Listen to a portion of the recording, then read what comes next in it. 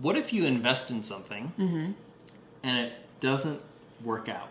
Okay, so let's say we go back to the cake factory. Okay. And you invest $1 million in a cake factory and you just don't sell enough.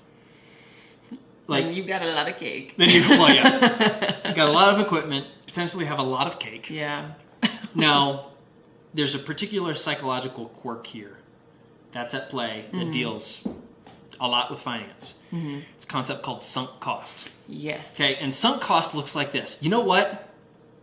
We've already spent so much in this factory, and we've already created so many cakes that, things are looking really bad right now, but we're going to keep pushing forward, and we're going to build a $5 million cake factory because that's going to allow us to, do this thing that's going to bring the business back up to where it's supposed to be. That's a problem.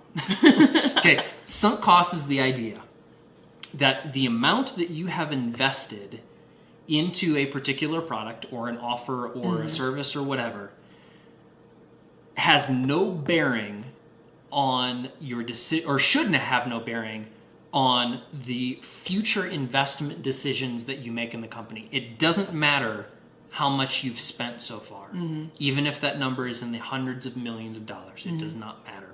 What matters is, given the decision in front of you, is the investment and the potential return on that investment worth the additional cost? The money that you've already spent is gone. You can't get it back. You can't return the factory and say, I would like a refund now. You can't unmake the cake. You can't do any of those things. The money that you have invested is gone. And so sunk cost, it's kind of the flip side, or one of the repercussions of the endowment effect. Because we've invested, we feel ownership. We feel like it's something that's important. We want to latch hold of it, but it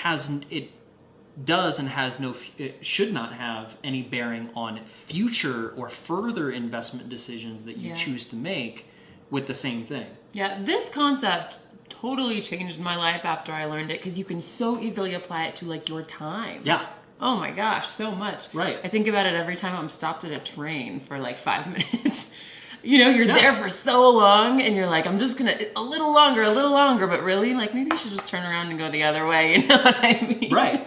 And outside of opportunity cost, this is one of those other financial concepts that really applies to everything. Yeah. And think of, let's say you're in a job that you hate, and you have been for the last 10 years. Yep. It doesn't matter that you've been in the job for 10 years, and if you hang on just a little bit longer, who knows what would happen. You may get promoted, you may get a raise, you may get all of these things. People would tend to stick around because they've invested so much already. And the thing is, it really doesn't matter. The decision revolves around, A, are you happy there? And B, how likely is it, how much more do you need to invest before you believe you will get the reward that you're looking for? And is that even worth it? And is it worth it? That's the only thing. You could have been there for 50 years and it doesn't matter. You could invest $100 million in a company and it doesn't matter. Your past costs have absolutely zero repercussions or zero influence on how much or your future decisions. The future decisions are all about how much is it going to cost and what are the potential benefits and is it worth it? Not what has already been invested in the past. And I know this is a different concept, but when thinking about these things financially, for me, it's really helpful to remember that if I've already sunk $10,000 into something and it really looks like a better idea to walk away, I can make those $10,000 up somewhere else. Yes. You don't have to make it up in the same way that you lost it or spent it or whatever. Yeah. Which just, it's a little more freedom. Yeah. Exactly. And it's one of those things that it feels weird because, when you're thinking rationally about it, it's like, yeah, of course my past decisions should not have, or shouldn't really impact what I do in the future. But they really, like, the pull to do this. Like, you want to finish. Yeah, it's really strong. Or, there's an old adage of, don't throw good money after bad. But when you've thrown a bunch of really bad money, you feel like, man, I really want to get that back. It's almost like I hate comparing business to gambling, but in this sense, it's the emotional or the psychological elements are the same. Yeah. You lose $1,000 at the craps table, and you're like, well, if I keep playing, maybe I can get it back. And it's all home. That's one of the reasons why casinos are able to build these multi-million dollar installations and all of these things. It's because this is semi-unnatural for people to do. If you lose something, you want to get it back. And we'll talk about in the human mind, our aversion to loss is called loss aversion.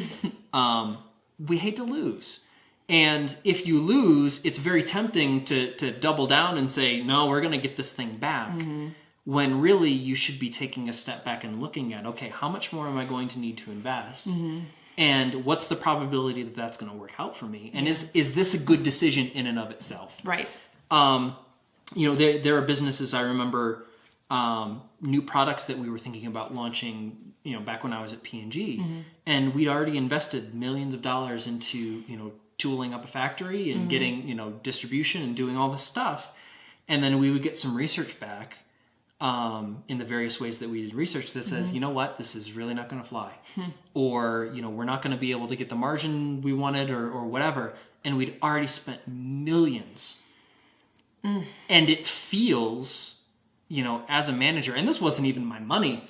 It's like, we've wasted so much. We've already spent so much. Why can't we just get this out into the world? Because we've already sunk so much into it.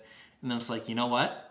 It doesn't matter because we would probably have to sink, several more $1 million in it. And based on what we have, it's not worth it. And so sunk cost is unnatural. It doesn't feel good. It doesn't, you never want to feel like you've walked away. But sometimes walking away is the best idea. If the investment that you're going to have to continue to put in is too much and the return is not enough to make it worth it, doesn't matter how much you've invested in it so far.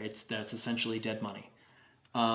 So pay attention to sunk costs, whether it's financial, whether it's time or effort or a career or relationships. We've already been together for 2 years. Exactly. Sunk Clean cost. slate. Sunk cost. So this is one of those things alongside with opportunity cost. It's a major concept to really wrap your brain around that deals with, or can pertain to pretty much everything. Just pay attention to, doesn't matter how much you've invested, it's how much you have yet to invest. That's sunk cost.